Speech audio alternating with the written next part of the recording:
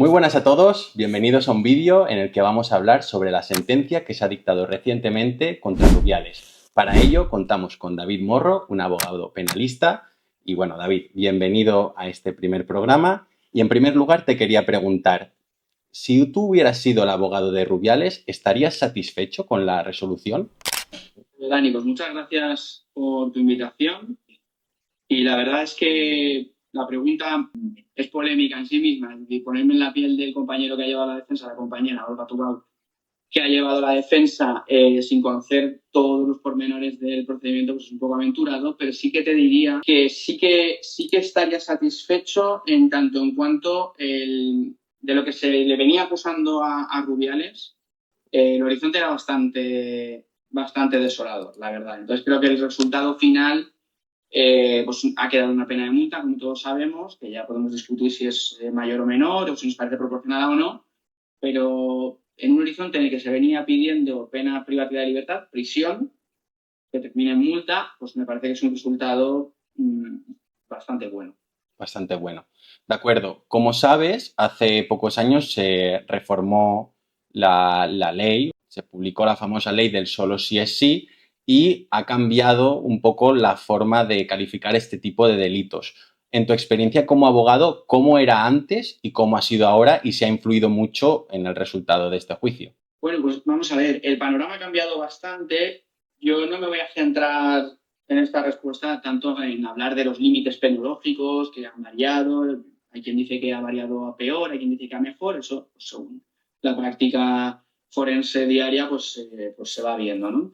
Eh, sí que es verdad que el problema viene cuando tú dos tipos penales autónomos, ¿no? Como era el abuso sexual por un lado y la agresión por otro, lo mezclas todo y lo conviertes en uno, es decir, cuando todo lo conviertes en agresión sexual, tienes un problema. Y es que las conductas de menor entidad se equiparan con las conductas más graves, ¿no? A nivel, digamos, literal, ¿no? A nivel de lo que dice el articulado, se equiparan y eso es un problema, porque no asociar a la víctima que ha sufrido realmente una auténtica agresión sexual, incluso una violación, con una víctima que ha sufrido lo que antes era un abuso sexual y hoy lo metemos como agresión sexual, ¿vale? Entonces, eso yo creo que es el primer elemento que habría que tener en cuenta y luego también sí que es verdad que quizás es una sensibilidad mía o no sé, yo lo he hablado con varios compañeros, ¿no? Con unos compañeros y compañeras penalistas que llevamos este tipo de delitos y percibimos que el ambiente judicial, por así decirlo, pues ha cambiado, ¿no? La sensibilidad judicial ha cambiado. Lo que antaño se decía de los delitos de violencia de género, decían, oye, cuidado, porque si eres hombre y te denuncian, directamente te vas detenido y vas a salir condenado seguro y tal y cual, eso ha cambiado y esa sensación se está trasladando ahora a este tipo de delitos. Y es lamentable, pero es así, ¿no?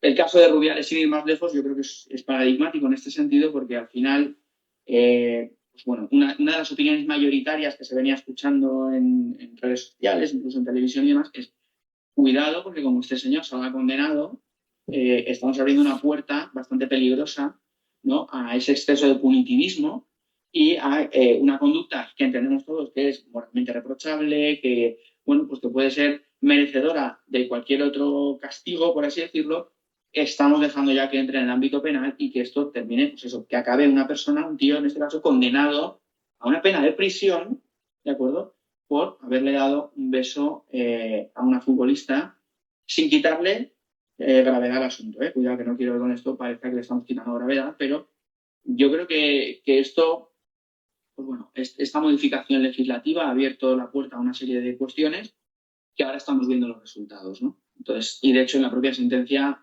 se deja entrever este razonamiento, sobre todo cuando habla de la responsabilidad civil y cuando habla también pues, de por qué se fija la pena en pena de multa y además en el límite mínimo. Ujú. Sé que esta pregunta puede ser un tanto delicada, pero a lo largo del juicio, ¿has detectado algún error o cosa que podría haber hecho mejor la defensa o la acusación? Pues mira, aquí hemos venido a jugar. ¿Sabes qué dice? Yo no, es que no me voy a cortar en darte mi respuesta, pero también te digo una cosa. Tengo profundo respeto a los compañeros que han intervenido. Son grandes penalistas todos, reconocidos. Por ejemplo, Jorge Navarro, que es un gran penalista valenciano.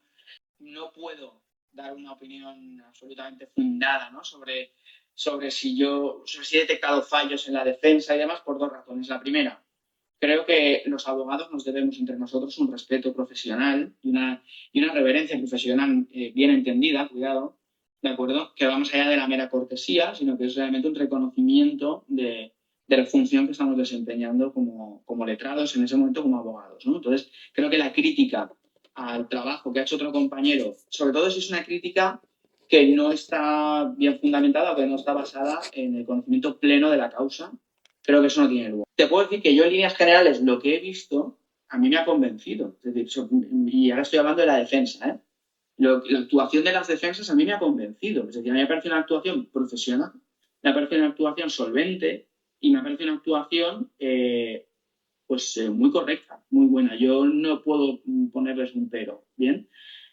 Sin embargo, en las acusaciones sí que, a mi juicio, creo que, bueno, pues que han ejercido esa postura, ese rol, desde un punto de vista o desde una perspectiva un poquito menos transparente o menos sincera. Y esto lo digo como lo pienso. Honestamente, creo y coincido con el compañero que llevaba, si mal no recuerdo, la defensa de Bilda, creo que era, en su informe, en la fase de informe, lo dijo muy bien, y es que tanto la Fiscalía como las acusaciones parece que han intentado de alguna manera agrandar todo el asunto, añadiendo, pues eso, lo que comentaba, ¿no? Además del delito de agresión sexual, pues también el delito de las coacciones, intentando un poco hacer esto grande y consistente porque ellos mismos percibían que no tenía consistencia, como dicen los americanos, que no había caso, ¿no? Entonces, en este sentido, yo creo que ahí las acusaciones lo han tenido difícil. Lo han tenido difícil porque, de alguna manera, obedecían un poco a la presión externa para seguir adelante con un procedimiento y llevar un poco la causa adelante. Y por otro lado, porque cuando uno no tiene suficientes elementos como para interpretar o entender que hay caso, como dicen los americanos, eh, se hace muy difícil sostener una acusación. Entonces, yo, por ejemplo, la acusación popular no la entiendo. En este caso concreto no la entiendo de ninguna de las maneras. Entiendo que obedece a fines puramente ideológicos, ahí sí que no tengo prácticamente ninguna duda. Creo que su intervención en el procedimiento no ha sido decisiva y además es que la sentencia lo recoge también, ¿de acuerdo? Y luego, además, bueno, la acusación particular entiendo que ha hecho su función como tenía que hacer, ¿no? Obedeciendo un poco a los designios o a las órdenes que le venían dado su clienta, Jennifer Hermoso, y el Ministerio Fiscal, pues bueno, también ha tenido su presión y ha tenido que obedecer directrices que venían de más arriba de la propia representante del Ministerio Fiscal en Sala, que por cierto ha habido alguna que otra intervención que a mi juicio, y vuelvo a decir que esto es mi opinión personal, dista mucho de lo que se espera de un representante del Ministerio Fiscal. Eh, en fin, de alguna manera, pues en fase de informe pretende introducir nuevamente prueba. Es verdad que la LECRIM sí que prevé de una manera un poco interpretable, pero sí que prevé que hasta ese momento se podría introducir prueba, pero es verdad que su señoría ahí zanjó el asunto de un plumazo y luego aparte, pues, bueno, el tono de algunas intervenciones y demás, pues me pareció como mínimo descortés, pero si hablamos del punto 100% jurídico, te diría que creo que lo han tenido más difícil y que lo han hecho peor, pese a que la sentencia ha salido condenatoria. Ujú. Antes de pasar a tratar los delitos concretos, el delito de coacciones y el delito de agresión sexual, me gustaría decirte si tú, en tu experiencia como abogado penalista, además tengo constancia de que llevas multitud de procedimientos de agresiones sexuales, te encuentras con actuaciones de la fiscalía similares o esto es algo que tú has encontrado extraordinario. ¿Cómo suele ser la actuación de la fiscalía en este tipo de procedimientos? Pues mira, yo en líneas generales no tengo ninguna queja de los fiscales que he tenido enfrente. De hecho, yo tuve una etapa que estuve ejerciendo como fiscal también, entonces he visto digamos, las dos caras de la misma moneda. Y yo, es que, quiero decir, en líneas generales, yo no puedo hablar mal del Ministerio Fiscal, al revés. De hecho, los fiscales que yo he conocido más en primer plano, ¿no? Más de tú a tú, han sido personas maravillosas en todos los aspectos, a nivel técnico y jurídico brillantes y luego como personas también muy brillantes, ¿no? Y muy buenas personas y siempre dispuestas a echar una mano, a ayudar, a formar, a enseñar lo que fuera menester, ¿no? En este sentido. Pero pues lo que pasa es que estamos hablando de un caso, un asunto que es mediático. Es mediático, hay pues eso, mucha presión externa y eso juega un papel pues, importante en esto, ¿no? En el momento en el que tú tienes un representante del Ministerio Fiscal que no solo está pendiente de lo que sucede en el procedimiento, ¿no? Dentro de lo que es todo el proceso, sino que además está recibiendo presiones externas a nivel, ya no digo presiones directas, sino que, en fin, tiene que esta persona por las mañanas pone las noticias, como tú y como yo, y tendrá su Twitter, su Instagram y verá un poco, tomará el pulso a la sociedad, ¿no? Entonces, quieras que no, pues, hay una serie de condicionantes y de presiones. Entonces, en ese punto y a esos niveles, sí que es verdad que, igual que puede suceder también con algunos miembros de la carrera judicial, algunos jueces o magistrados, en ese punto sí que hay una intervención un poco más, yo al menos así lo he visto y otros compañeros también, un poco más, más pendiente o más preocupada de las presiones externas, ¿vale? De lo que está pasando fuera. Entonces, en mi experiencia diaria, en el día a día en el foro, no me encuentro con estas cosas. Siempre te puedes encontrar con un fiscal que tiene un mal día y con un juez que tiene un mal día, con un funcionario que tiene un mal día. Es decir, eso nos lo vamos a encontrar siempre. Pero en líneas generales, esto yo no me lo encuentro habitualmente. Ujú. De acuerdo, pues ahora vamos a pasar a hablar de los delitos en concreto. Vamos a empezar con el delito de coacciones, por el que finalmente se han absuelto a los 4 acusados y el juez los absuelve por falta de violencia o intimidación concreta. Esto, por supuesto, es mi opinión. A lo largo del juicio, yo sí que sentí que se había presionado a Jennifer Hermoso para hacer un vídeo como quitándole presión al asunto. Pero aquí yo quiero que me expliques, en tu experiencia, qué es lo necesario para condenar a alguien por delito de coacciones y por qué crees que en este caso no se ha dado la prueba suficiente. Bien, pues mira, vamos a ver, en el delito de coacciones, el tipo penal lo que te exige es precisamente eso, ¿no? El empleo de violencia o intimidación para obligar a alguien a hacer algo que la ley no prohíbe y que además no quiere. Es decir, aquí tienes dos elementos que sería el factor volitivo, es decir, atentar contra tu voluntad, ¿de acuerdo? Y luego también el factor, digamos, eh, iba a decir legal, pero tampoco sería legal, ¿no? En el sentido de que de algo que no va contra la norma. Es decir, obligarte a hacer algo que no está prohibido y que además va contra tu voluntad. Y lo que se exige es violencia o intimidación. El tipo penal, el 172.1, lo que te exige es que con violencia, con peligro, tal, ¿vale? Requiere esa violencia. Bien, esa violencia o esa intimidación que viene después tiene que tener una entidad suficiente.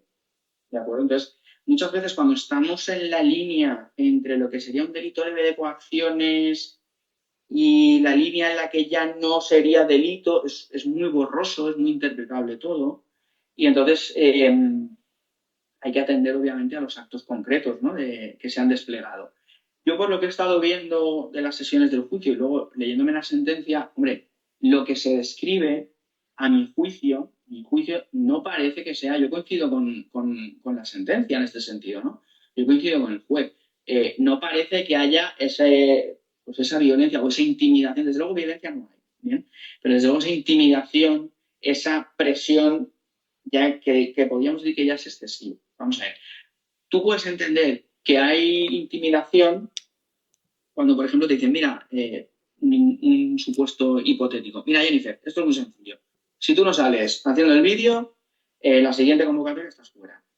Ahí sí que hay una intimidación, es decir, es casi una amenaza, ¿no? O sea, si no haces esto, pasa esto. Relación causa-consecuencia y no hay vuelta de hoja. ¿Bien?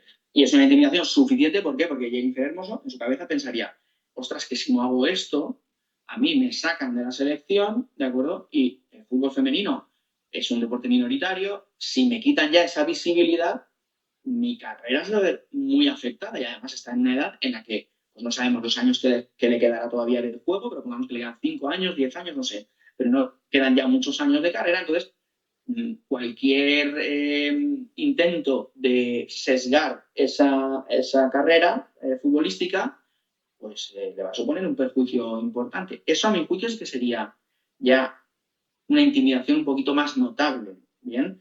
No llega a ser una intimidación como, por ejemplo, pues, el robo, ¿no? Con violencia o intimidación en el que no hace falta que te amenacen con algo, pero simplemente el mero hecho de esa es una desproporción física, por ejemplo, o una amenaza de, mira, si no me das la cartera, te pego o tal, eso obviamente es una intimidación con digamos, una carga muy potente, pero lo que se describe en la sentencia del caso este de Rubiales, desde luego, a mi juicio, no entraría dentro de lo que sería la intimidación y, por supuesto, la violencia que exige el tipo penal.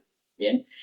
De hecho, lo que dice la sentencia es, sí que es verdad que uno de los acusados, si mal no recuerdo, creo que era Jorge Vilda, le dice, oye, mira, que no se lo dice ni a ella, se lo dice a su hermano, al hermano de Jennifer Hermoso, le dice, mira, Luis Rubiales paga muy bien los favores, a Jennifer le quedan unos años, cuando se retire le podríamos buscar aquí pues, un cargo en la federación, etcétera, etcétera. Bien, el propio juez dice que eso no es una intimidación, dice, eso es casi casi un ofrecimiento de una especie de recompensa y demás, ¿no? Pero no estaríamos dentro de este tipo penal, ¿no? Entonces, yo la verdad es que coincido con el análisis que hace el juez, además cita una sentencia del Supremo, si mal no recuerdo, del 2021, en la que desgrana el delito de coacciones, los elementos objetivos y subjetivos del tipo penal y además la diferencia entre delito leve y delito menos grave de coacciones. Y creo que esa parte es fundamental para entender el razonamiento al que llega su señoría, ¿no? Ahora vamos a pasar a hablar del delito de agresión sexual y me gustaría que nos explicaras, ya que mucha gente al leer la noticia se queda un poco escandalizada de que por muy poco ético o desagradable pueda ser el hecho de besar a una persona con la que en principio no tienes una relación afectiva, se le pueda condenar por un delito de esta categoría. Por tanto, para que el público nos entienda qué elementos se tienen que dar para condenar a alguien por un delito de agresión sexual. Mira, la agresión sexual, tal como está tipificada hoy en día, vamos al 178 del Código Penal y nos dice básicamente, lo voy a leer literal para que lo tengamos claro y no haya duda, ¿no? Vamos a ver, será castigado con la pena de prisión de 1 a 4 años como responsable de agresión sexual el que realice cualquier acto que atente contra la libertad sexual de otra persona sin su consentimiento.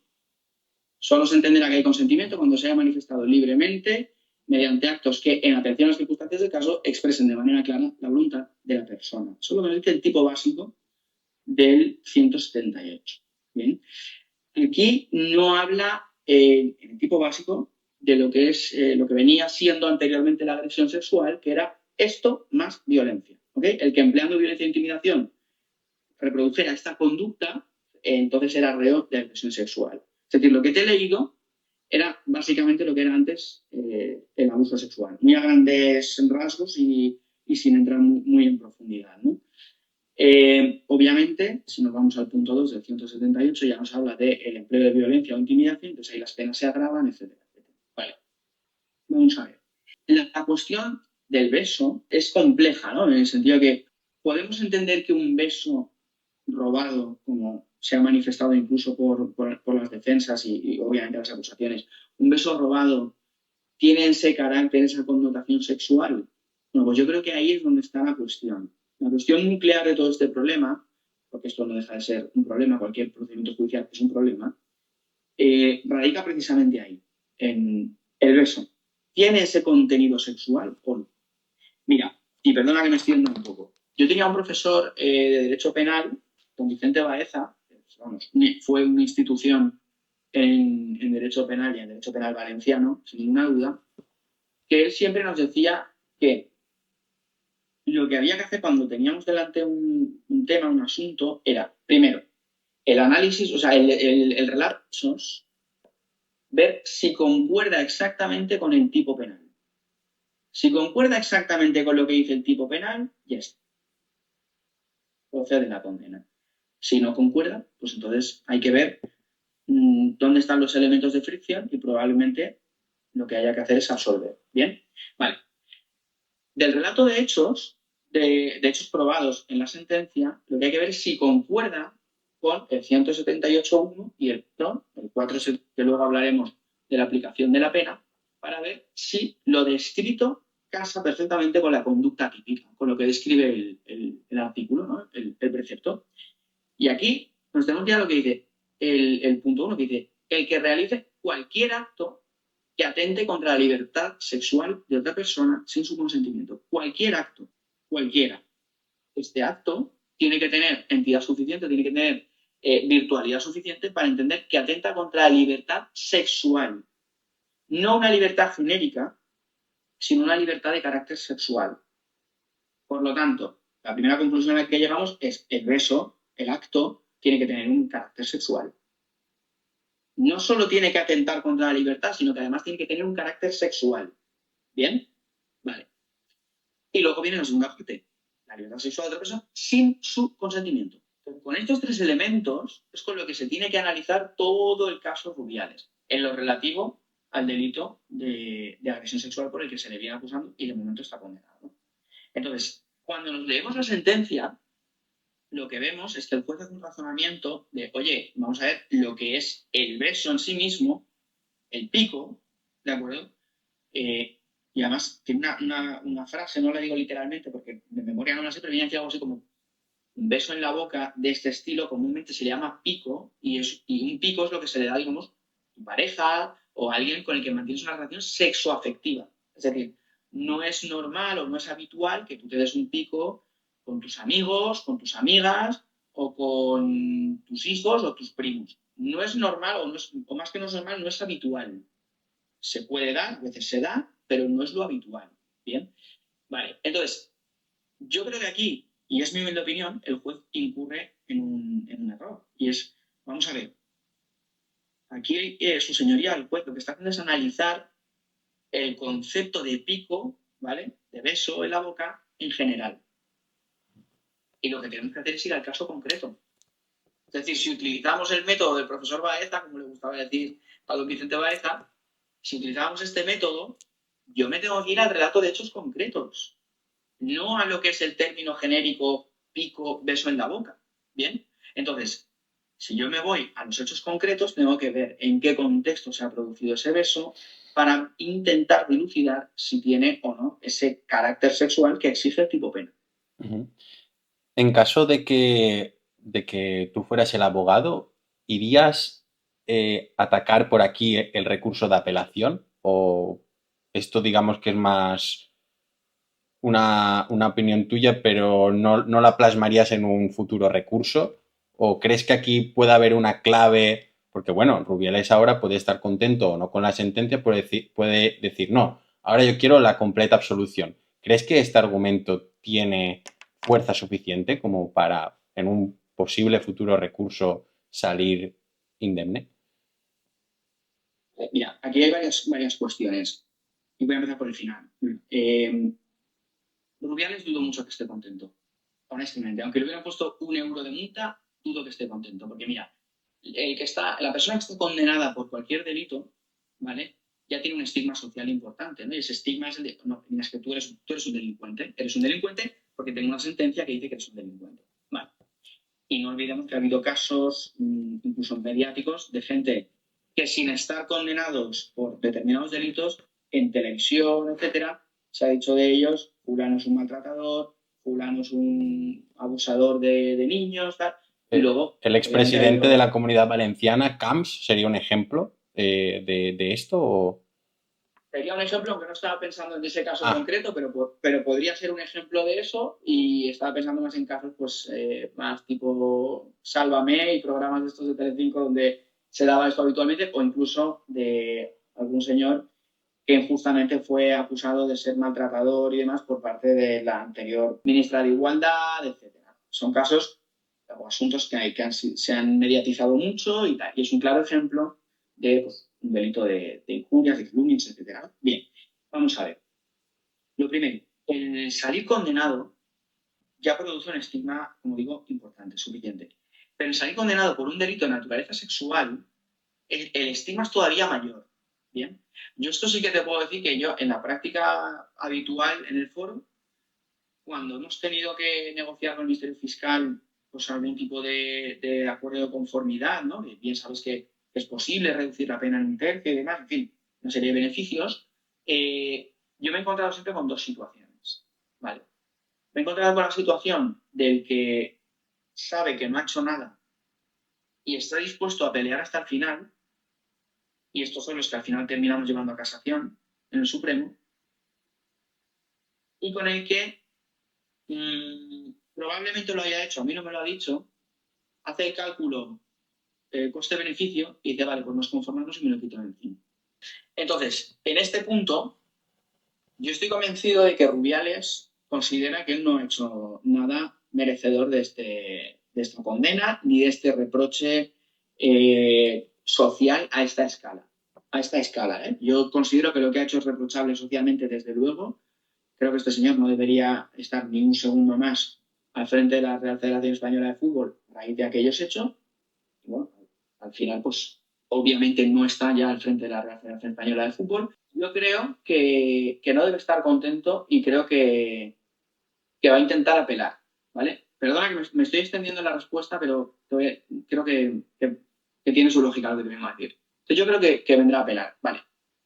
El recurso de apelación, contrariamente a lo que se cree, no es un nuevo juicio. No es, bueno, como no estoy conforme, tengo una segunda oportunidad. Es que no es así. Y de hecho, plantear un recurso de apelación en esos términos es, vamos, está abocado al fracaso. Es decir, así vas a palmar seguro. O sea, no hay duda. Bien. Entonces, cuando uno pretende apelar una sentencia, lo primero que tiene que ver es, oye, ¿tengo elementos suficientes? ¿Tengo motivos suficientes para atacar esta sentencia? La apelación es bastante restringida. La casación mucho más, pero la apelación es bastante restringida. Entonces, yo como letrado tengo que llevar como 2 o 3 estrategias simultáneas durante el proceso. Y me explico por qué. Mientras estoy llevando el asunto, yo ya puedo intuir si tiene visos de prosperar o si voy a perder. Entre comillas, voy a perder. Entonces, lo que tengo que ir haciendo es ir dejándome ya puertas abiertas para la apelación. Por eso es muy importante contestarlo todo, recurrirlo todo y no dejarse nada, ningún cabo suelto por ahí. ¿Por qué? Porque resulta que cuando nos vamos dejando cabos sueltos, luego vamos a apelación y dicen, ya, pero es que usted no recurrió, me invento, no recurrió usted el auto de palo en el que se dejaban los hechos, vamos a decir, probados ya fijados, los hechos por los que va a versar el debate en el plenario, digamos, lo que se va a juzgar, usted no lo ha discutido. Entonces no puede venir usted a la apelación. Entonces es importante ir dejando esas puertas abiertas. Ujú. Sí, sí. De hecho, podemos decir que esa primera fase, ese primer juicio es el más importante porque después ya no se puede practicar nueva prueba. De hecho, yo he vivido alguna situación en el despacho que trabajaba anteriormente que a lo mejor acudieron a ellos cuando ya se había celebrado ese primer juicio y después para el recurso de apelación pues no tiene mucha, no va a prosperar por esto mismo que comentas. Por tanto, creo que es importante que la gente entienda la importancia de este primer procedimiento. Sí, además, es que, mira, fíjate, yo algo que aprendí enseguida y que lo he aprendido de grandes maestros, como por ejemplo Juan Gospina, es a trabajar en el procedimiento desde el principio, es decir, desde la fase de instrucción, tener ya clara la estrategia de defensa, o si vamos de acusación, ¿vale? Y creo que es fundamental, y a mí me gusta mucho trabajar los procedimientos desde el inicio y hacer una buena fase de instrucción. ¿Por qué? Porque cuando tú haces una buena fase de instrucción, luego, fase intermedia, presentación de escritos y tal, va bastante rodada, y luego ya la fase de juicio oral, bueno, pues ya digamos que tienes margen de maniobra, ¿de acuerdo? Pero es como construir una casa. Es decir, si tú no haces unos buenos fundamentos, unos buenos cimientos, luego ya la casa te va a salir torcida. Entonces, en un juicio que puedes ganarlo, ok, ¿vale? Pero te va a salir un poco torcido todo. Entonces, si estás pensando en, ostras, igual el procedimiento lo pierdo, el juicio lo pierdo y tengo que ir a apelación, es conveniente tener bien atadas estas cuestiones. Entonces, a mí me ha pasado también muchas veces que vienen otros asuntos, viene el cliente o derivado de otros compañeros que dicen, mira, yo sé que tú eres penalista y tal, y es que me ha pasado esto y no sé por dónde tirar, y cuando reviso el asunto digo, es que no puedo hacer nada. No puedo hacer nada porque la instrucción no se ha trabajado bien.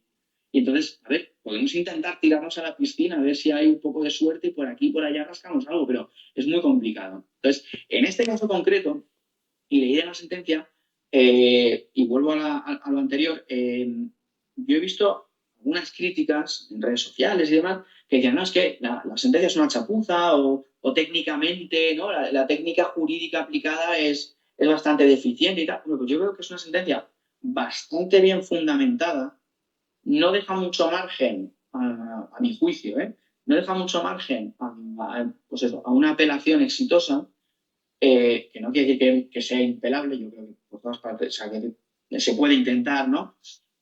Pero no va a ser fácil, desde luego. Yo creo que no va a ser nada fácil. Y ya digo, salvo que haya alguna cuestión de vulneración de derechos fundamentales que se me haya escapado, y de hecho yo creo que esto en la sentencia ya vendría reflejado de algún modo, ¿no? La queja que ha presentado la defensa o lo que sea, o lo hubiéramos visto en algunos vídeos de las sesiones, creo que por ahí no tiene mucho margen de maniobra. ¿Dónde creo yo, y si me permites, dónde creo yo que sí que puede tener algo de, bueno, alguna posibilidad de prosperar? Pues en lo que comentaba al principio, vamos a ver, el beso que le ha dado, que le dio Rubiales a Jennifer Hermoso, ¿podemos entenderlo como un acto de contenido sexual? Esa es la clave, ¿bien? Y te decía antes, el juez, en su sentencia, parece que se ha centrado más en describir de manera genérica un pico, un beso en la boca robado, ¿bien? Y se ha centrado en, digamos, decir que de manera genérica eso es un acto de contenido sexual, ¿vale? Esa es la conclusión a la que llegué. Oye, un beso en la boca entre dos personas que no tienen una relación, que no son pareja, que no, ¿vale? Tienen ese tipo de relación. Eso es un acto de contenido sexual que además atenta contra la libertad de, en este caso, la jugadora de Jennifer Hermoso, ¿vale? Vamos a ver. Si a nivel genérico nos hemos centrado en ver eso, ahora lo que habría que hacer es verlo a nivel concreto, o sea, bajar al caso concreto y decir, vale, el beso en ese contexto en el que se lo da, tiene ese carácter sexual. A mi juicio, no. A mi juicio no tiene ese carácter sexual, ¿de acuerdo? No busca no voy a decir una satisfacción sexual, porque ese concepto se desterró hace tiempo ya de la jurisprudencia, ¿no? De la doctrina, igual que lo de con ánimo libidinoso, tal, eso ya no hace falta que tengas ese ánimo libidinoso, pero yo creo que no tiene ese carácter, ese contenido sexual que se exige para el tipo penal. Y de hecho, el argumento estrella que utiliza el juez para basar su resolución es decir que, bueno, que Luis Rubiales habitualmente no saluda de esa manera.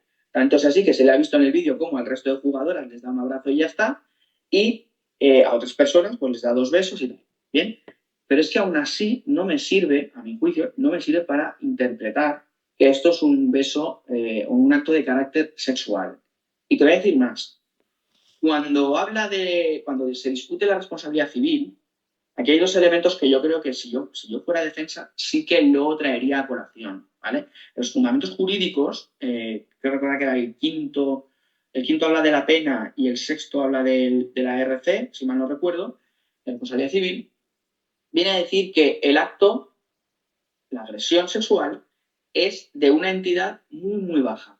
Tan baja, que solo este tipo de besos, este tipo de actos, tendrían cabida en el 178.4.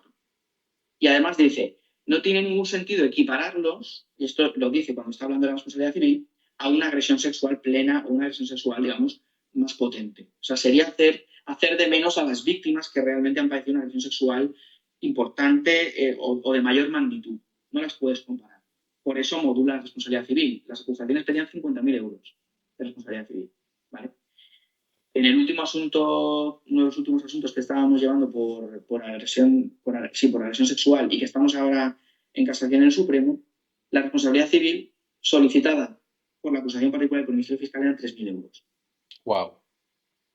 ¿Vale? Es decir, es que no tiene sentido, es desproporcionado por donde lo mires. Y el juez ahí sí que dice, no, señores, esto es desproporcionado.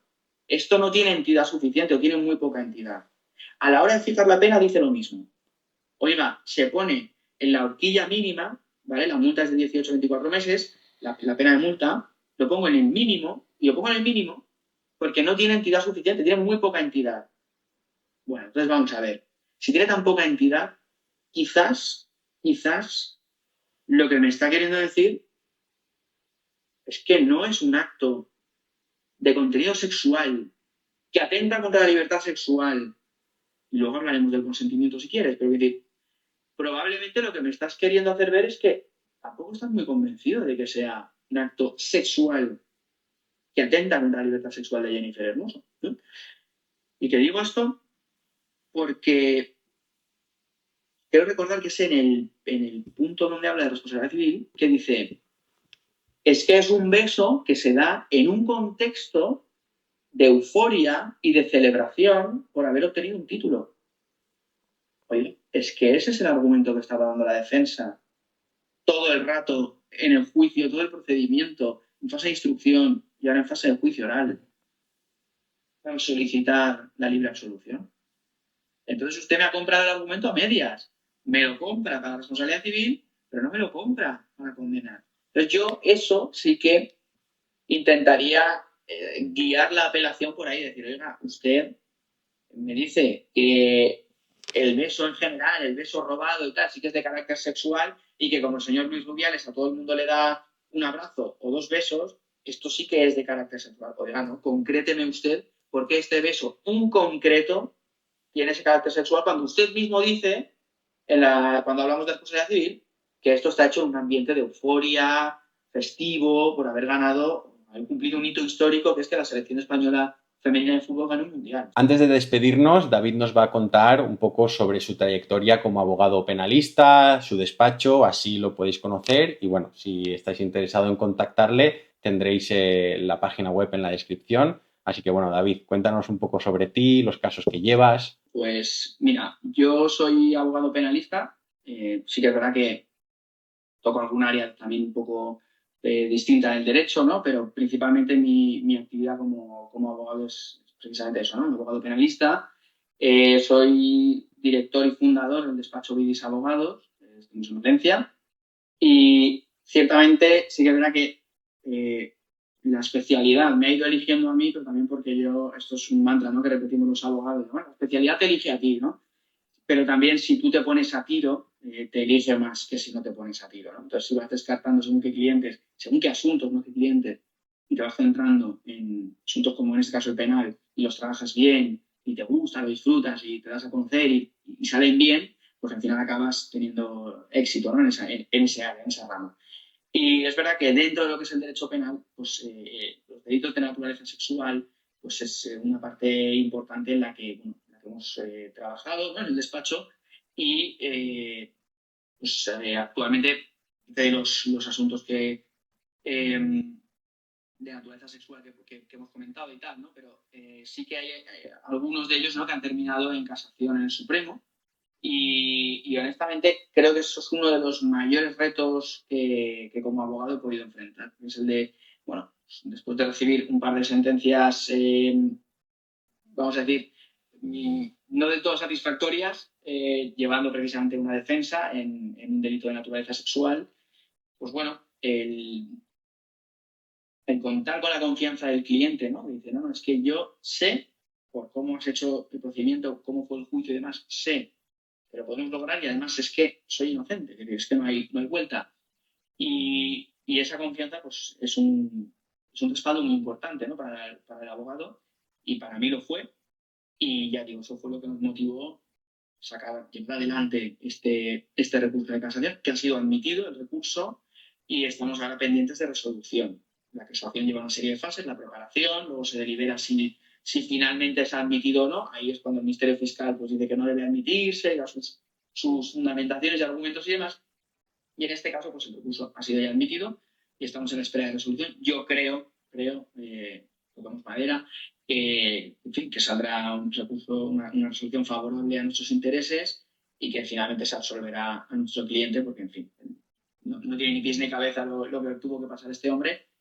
Y bueno, yo creo que además de eso, pues llevamos otros procedimientos, como te digo, pues principalmente ante la Audiencia Provincial de Valencia, que es donde actuamos nosotros principalmente, donde tenemos radicado el despacho, sobre pues este tipo de delitos que no son sencillos. Eso sí que te puedo decir que hay algunos delitos que son un poco más sota, caballo y rey, y esto sí que requiere pues, un estudio muy pormenorizado. Los sumarios suelen ser bastante consistentes y bastante densos. Hay que ir al detalle, y yo creo que una de las notas características que tenemos en Vidis Abogados es precisamente que trabajamos el procedimiento pues, desde el principio en fase de instrucción ya, pensando en cómo va a desarrollarse todo y teniendo la fase, digamos, la estrategia procesal y defensiva totalmente clara, y en base a esa estrategia se van dando todos los pasos, ¿no? Y trabajamos al detalle, porque yo honestamente creo que es en el detalle donde realmente puedes marcar la diferencia. Y bueno, debo decir personalmente que cuento con clientes que están orgullosos de nosotros, pero lo más importante es que yo estoy orgulloso de mi despacho y del trabajo que hago como penalista. Ujú.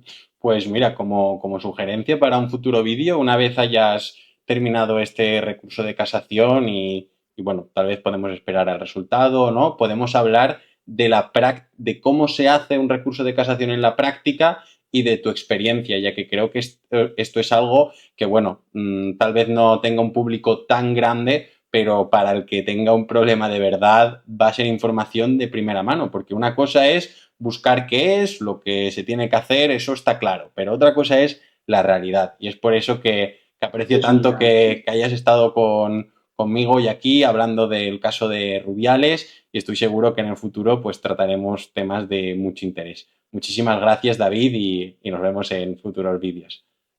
Sí, Daniel, como siempre, muchas gracias. Un Gracias, saludo. hasta luego.